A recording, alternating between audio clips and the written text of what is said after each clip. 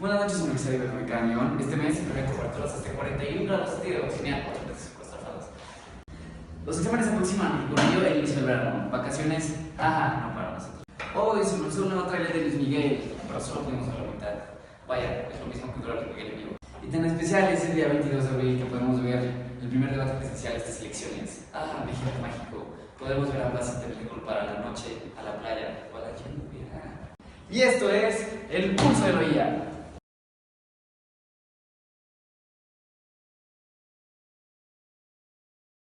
Hoy, en conmemoración de los 200 años de la República de Chile y gracias a un proyecto final, se presentará una cápsula informativa sobre la constitución de este hermoso país.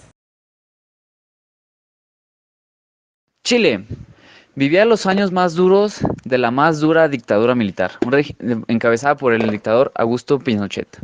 Un régimen militar y empresarial que se encontraba implementando un proyecto de sociedad y economía neoliberal al extremo. Miles de opositores habían sido asesinados, encarcelados, torturados o exiliados. No existía libertad de prensa, ni derecho de reunión ni de asociación para los opositores. Los registros electorales habían sido quemados por los militares golpistas. Y desde el año de 1973, la dictadura militar había venido preparando su proyecto de constitución. Pocos días después del golpe de Estado, la Junta Militar de Gobierno había creado una comisión. La Comisión de Estudio o Comisión Constituyente, encabezada por el exministro Enrique Ortúzar, durante 5 años este grupo trabajó en un anteproyecto constitucional, siguiendo las orientaciones del gobierno de facto. En noviembre de 1977, el dictador Pinochet entregó a Ortúzar instrucciones escritas por su ministra de Justicia Mónica Madariaga y por Jaime Guzmán para que elaborara un proyecto de constitución de acuerdo con los planes del gobierno militar. Al cabo de casi un año de trabajo, la Comisión Constituyente produjo el texto que la presidencia esperaba, de modo que el 31 de octubre de 1978 Pinochet pidió formalizar al Consejo de Estado que comenzara a analizarlo. Al término de ese estudio, el 26 de junio de 1980, 12 días antes de la fecha fijada para que el Consejo de Estado, presidido por el expresidente Jorge Alessandri, entregara oficialmente el proyecto de nueva constitución. El gobierno formó un grupo de trabajo encargado de revisarlo, a cuya cabeza quedó la ministra Mónica Madariaga, la ministra y 4 auditores militares más. Algunos invitados ocasionales realizaron un trabajo sigiloso e intenso, dando lugar a 175 cambios que reflejaron las contradicciones y debates en el seno del bloque dominante. El texto corregido fue remitido oficialmente el 8 de julio por el Consejo de Estado más la Junta de Gobierno. Luego fue analizado durante algunas semanas por juristas más el cenáculo del poder. Y el 10 de agosto de 1980 se aprobó la versión final.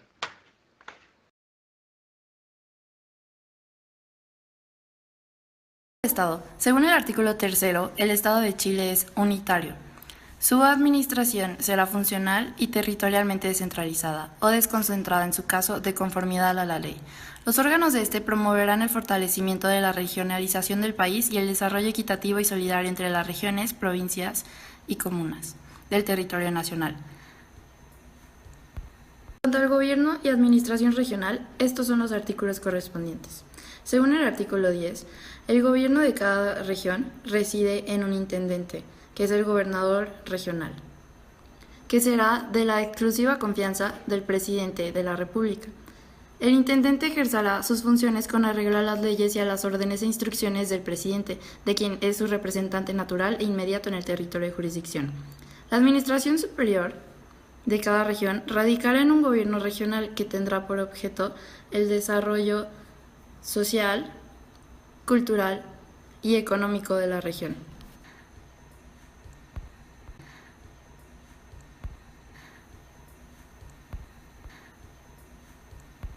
El gobierno regional estará constituido por el intendente y el consejo regional para el ejercicio de sus funciones. El gobierno regional gozará de personalidad jurídica de derecho público y tendrá patrimonio propio. Ahora seguimos con el gobierno y administración provincial. Como mencionas anteriormente, las regiones se dividen en provincias y los artículos correspondientes sobre estas son el 116 y el 117. En cada provincia existe una gobernación provincial, órgano territorialmente desconcentrado del intendente y que está a cargo de un gobernador, quien es nombrado y removido libremente por el presidente de la República. Corresponde al gobernador ejercer, de acuerdo con las instrucciones del intendente, la supervigilancia de los servicios públicos creados por la ley para el cumplimiento de la función administrativa existentes en la provincia. La única excepción la constituye la provincia de Santiago, que no contempla una gobernación provincial en su normativa, correspondiéndole su elección al intendente de la región metropolitana de Santiago. Y por último, la administración comunal. Si lo recuerdan, el Estado se divide en regiones, estas en provincias y estas finalmente en comunas. Los artículos 118 y 122 hablan respectivamente de sus funciones. La administración local de cada comuna o agrupación de comunas que determine la ley reside en una municipalidad, la que estará constituida por el alcalde, que es su máxima autoridad, y por el consejo. La comuna es la unidad básica de la estructura político-administrativa de Chile. Los alcaldes, en los casos y formas que determine la ley orgánica constitucional respectiva, podrán designar delegados para el ejercicio de sus facultades de una o más localidades. Las municipalidades son corporaciones autónomas de derecho público, con personalidad jurídica y patrimonio propio, cuya finalidad es satisfacer las necesidades de la comunidad local y asegurar la participación en el progreso económico, social y cultural de la forma de gobierno. Chile es una república presidencialista. El Poder Ejecutivo, el Gobierno y la Administración Pública están encabezados por el Presidente de la República, que es el jefe de Estado y jefe de Gobierno. El Poder Legislativo es bicameral, es decir, está conformado por una Cámara de Diputados y una de Senadores. La Cámara de Diputados son 120 diputados de las 13 regiones del país electos cada 4 años y la Cámara Alta, 49 senadores, 9 de ellos son designados y el resto elegidos por votación directa. El Poder Judicial está liderado por la Corte Suprema, encargada de dictar justicia con el apoyo de El Poder Ejecutivo. El Poder Ejecutivo corresponde al Estado, que dirige, administra al país, hace cumplir y ejecutar las leyes, atender asuntos de política interna e internacional. La Constitución de la República de Chile destaca que la administración del Estado pertenece al Presidente de la República, quien es el jefe de Estado y ejerce sus funciones por 4 años sin derecho a reelección inmediata. Cada 4 años, a través del sufragio, se elige un nuevo gobernante, que es el que gobernará por el próximo periodo. Los requisitos para ser presidente son los siguientes: cumplir con la mayoría de votos. De acuerdo al artículo 25 de la Constitución Política de la República de Chile, debes tener nacionalidad chilena, tener 35 años o más de edad, poseer cualidades necesarias para ser ciudadano con derecho a sufragio, es decir, no tener penas aflictivas, y el periodo de mandato será de 4 años sin reelección. De acuerdo con la Constitución Política de la República de Chile, el presidente será elegido por mayoría absoluta de los sufragios de forma directa, es decir, el 50+1. Si las elecciones se presentan 2 candidatos y ninguno alcanza de ellos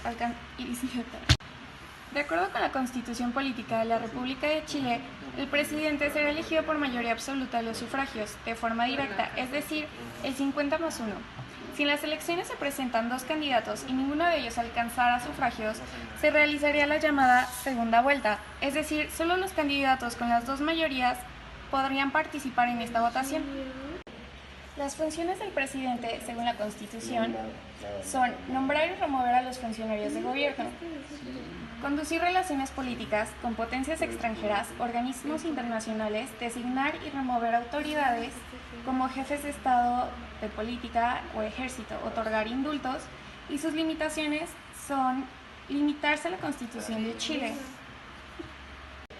La relación con el Poder Legislativo es la formación de ley, entregar proyectos de ley, dictar decretos con fuerza de ley, convocar a votación de la ciudadanía para modificación de leyes o artículos dentro de la Constitución Y la relación con el Poder Judicial es nombrar jueces de letras fiscales, ministros de Corte de Apelaciones, a propuestas de tribunales superiores de justicia con intervención del Senado. El Poder Legislativo. El Poder Legislativo está constituido por el Congreso Nacional de Chile, la cual, según la Constitución Política de 1980, es de carácter bicameral, es decir, está integrado por el Senado y por la Cámara de Diputados. El Poder Legislativo de Chile es el encargado de la creación de leyes y por ello cuenta con diputados y senadores, que representan sectores políticos, administrativos del país. El presidente, al compartir ciertas facultades como presentar proyectos de ley o dictar decretos, se le denomina como colegislador. Los diputados de distrito son elegidos por votación directa, son 120 miembros y pueden ser elegidos directamente cada 4 años. Se renovará la Cámara. Para ser candidato puede ser ciudadano con derecho a sufragio, con 21 años de edad, tener residencia en la región en la que pertenezca el distrito electoral correspondiente en un plazo mayor al de 2 años. Las atribuciones exclusivas es ejercer el poder sobre autoridades públicas, fiscalizar la toma de decisiones para tratados internacionales de gobierno, y la Cámara está facultada para acusar políticamente al presidente de la República con el voto de la mayoría de los diputados en el ejercicio presente a los ministros de Estados. La Cámara de Senadores Circunscripciones es de 38 miembros y estos están por votación directa. Estos duran en su cargo 8 años en la Cámara y se renovará cada 4 años. Y los senadores pueden reelegirse de forma indefinida. Los requisitos: tienes que ser ciudadano con derecho a sufragio, tener mayoría de 35 años y haber cursado el nivel medio superior. El Poder Judicial está dividido de forma jerárquica. En la primera está la Suprema Corte de Justicia, que es el máximo tribunal de justicia en Chile. Se divide en 4 salas, que es la civil, la penal, la constitucional y contencioso administrativo, la laboral, provisional y la familiar. Entre sus labores está la dirección administrativa, disciplinaria y económica de todos los tribunales de la nación, menos el Tribunal Constitucional, el Tribunal Calificador de Elecciones y los tribunales electorales de regiones, que está formada por 21 ministros, uno de los cuales es el presidente, que está elegido por votación de sus pares cada 2 años según la materia que revisan. La Corte de la Suprema Justicia funcionará en pleno o dividida. En el segundo nivel de nuestra pirámide se encuentran las Cortes de Apelaciones. Estas ejercen sus facultades jurisdiccionales dentro de un territorio marcado por la ley, generalmente una región o parte de ella. Actualmente existen 17 a lo largo de Chile y en el número de ministros varía la extensión geográfica. La jurisdicción de cada corte está representada por un presidente elegido por la antigüedad entre sus integrantes una vez al año y funcionan en pleno o en salas de 3 miembros. Dentro de sus labores está conocer los recursos de apelación y nulidad contra las sentencias de los tribunales de primera instancia de su jurisdicción y de los recursos de protección y amparo, que se encargarán de velar por la correcta aplicación debido proceso y los procedimientos establecidos por la ley. Y como base de nuestra pirámide están los juzgados o tribunales de primera instancia. Estos están bajo la supervisión de cortes de apelaciones. Existen 446 en todo Chile. Actualmente se clasifican por materia en Tribunal de Juicio Oral, en lo penal, Juzgados de Garantía, Juzgados de la Familia, Juzgados de Cobranza Laboral y Provisional, Juzgados de Letras de Trabajo, Juzgados Civiles, Juzgados de Letras de Competencia Común.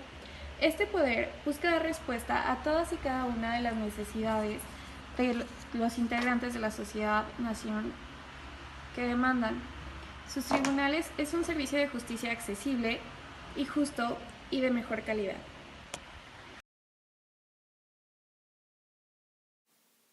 Los organismos autónomos son entidades de derecho público, con personalidad jurídica, tesorería y patrimonio propios, así como autonomía en su gestión, que desarrollan actividades propias de la administración pública, tanto actividades de fomento prestacionales de gestión de servicios públicos o de producción de bienes de interés público, susceptibles de contraprestación, en calidad de organizaciones instrumentales diferenciadas y dependientes de ésta. En Chile se encuentra el Consejo Nacional de Televisión, el Banco Central, la Contraloría, la Tesorería General de la República y el Consejo de Defensa del Estado.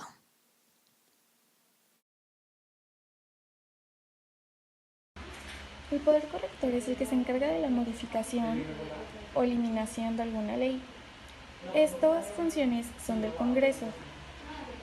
Según las funciones del Congreso, basada en la Constitución de Chile en el artículo número 55, según el artículo 55, el Congreso Nacional se instalará e iniciará su periodo de sesiones en forma que determine su ley orgánica constitucional. En todo caso, se entenderá siempre convocado en pleno derecho a conocer la declaración de estados de excepción constitucional. La ley orgánica constitucional, señalada en el inciso primero, regulará la transmisión de las acusaciones constitucionales.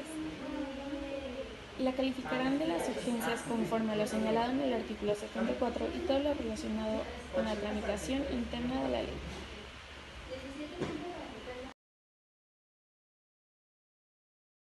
Poder revisor. Los artículos correspondientes son desde el artículo 116 hasta el artículo final. Para empezar, un proyecto de reforma debe de haber un mensaje del presidente o una noción por cualquier miembro del Congreso. El proyecto de reforma deberá de ser aprobado por 3/5 partes de senadores y de diputados en ejercicio. En caso de que recaiga en los capítulos 1, 3, 7, 10, 11 y 14, se necesita 2/3 partes de diputados y de senadores en ejercicio. Las dos cámaras deberán ser convocadas por el presidente del Senado en una sesión pública que no será ni 30 días antes ni 60 días después de la aprobación del proyecto. Debe de haber quórum, conocimiento del proyecto y se votará sin debate. El proyecto pasa al presidente. Si él lo acepta, se promulga. Si no lo acepta, el presidente puede hacer unas observaciones y el Congreso las puede tomar en cuenta. Si no las toma en cuenta e insiste en aprobar el proyecto, el presidente debe de hacerlo o puede convocar a la ciudadanía a un plebiscito. El plebiscito debe ser convocado ni 30 días antes ni 60 días después, desde el día que fue aprobado el proyecto en el Congreso. Si el presidente no convoca el plebiscito antes de ese tiempo, el proyecto debe de ser promulgado. En el plebiscito se votará la versión del Congreso y la del presidente. El tribunal calificador comunicará el resultado y entregará en vigor la reforma que gane 5 días después. La aprobación de un tratado requerirá de los quórum que corresponda, en conformidad con lo dispuesto en los artículos 54 y 66 de la Constitución Política, y se someterá en lo pertinente a los trámites de una ley. Para los efectos del inciso anterior, las cámaras se pronunciarán sobre la aprobación o rechazo del tratado, en votación única y con el quórum más elevado que corresponda a las materias reguladas por sus normas, dejando constancia de cuáles son las que han requerido quórum calificado u orgánico constitucional. Durante la discusión de los tratados, solo podrá corregirse el texto de la parte dispositiva del proyecto de acuerdo propuesto por el presidente de la República, con el único objeto de precisar el título o composición formal del tratado, su fecha y lugar de celebración, según conste en el texto autenticado por el Ministerio de Relaciones Exteriores, sometido a la consideración del Congreso Nacional. Si el tratado contiene alguna disposición que incida en la organización y atribuciones de los tribunales, deberá oírse previamente a la Corte Suprema, en conformidad con lo dispuesto en el inciso segundo del artículo 77 de la Constitución Política. El presidente de la República informará al Congreso sobre el contenido y el alcance del tratado, así como de las reservas que pretende confirmar o formularle. La sugerencia de formular reservas y declaraciones interpretativas en conformidad a lo establecido en el párrafo tercero del número 1 del artículo 54 de la Constitución Política de la República puede tener su origen en cualquiera de las cámaras. Si una de ellas la aprueba, dicha sugerencia pasará a la otra para que se pronuncie, y si ésta la acepta, se comunicará al presidente de la República tal circunstancia. Si el presidente de la República adopta la decisión de denunciar un tratado o retirarse de él, deberá pedir la opinión de ambas cámaras del Congreso, en el caso de tratados que hayan sido aprobados por éste. El retiro de una reserva que haya formulado el presidente de la República y que tuvo en consideración el Congreso Nacional al momento de aprobar un tratado, requerirá previo acuerdo de éste en conformidad con lo establecido en la presente ley. Si alguna de las cámaras rechaza lo acordado por la otra en el trámite de aprobación de un tratado internacional, se formará una comisión mixta en los términos previstos en el artículo 70 de la Constitución Política. Fascinante video, redacción, trabajo en equipo. Wow. Eso fue todo por nuestra parte. Yo soy Ramón Rodríguez. Esto es El Pulso de lo Vial. Les agradecemos su visita y por favor, todos los de arriba y suscripciones. Y no me voy sin antes decirles, los amo, Reyes.